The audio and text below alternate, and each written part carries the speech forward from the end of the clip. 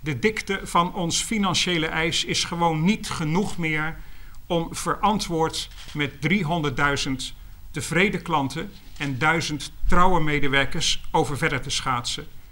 Wollen is kinne, maar het kinnet. Althans niet langer op eigen kracht. Nee, haast 100 jaar als zelfstandige bank komt er een definitief einde aan de Frieslandbank.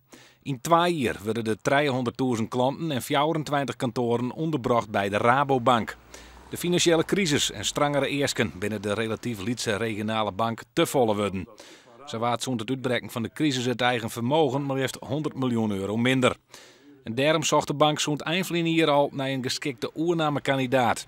De Nederlandse mededingingsautoriteit, de NMA, had de oername met een spoedbesluit al goedkeurd.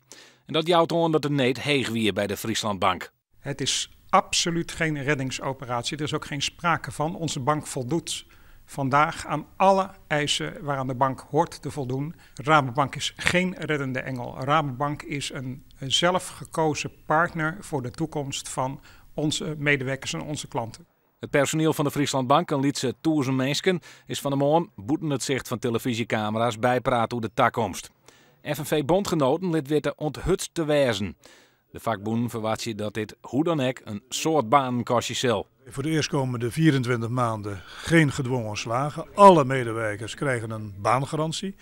Voor daarna ga ik ervan uit dat ook heel veel van die medewerkers nodig zullen blijven om dit werk te doen. Maar uiteindelijk wil je de klanten zo goed mogelijk bedienen. Voor sommige medewerkers komt het wel als een emotionele klap dat het juist de Rabobank is.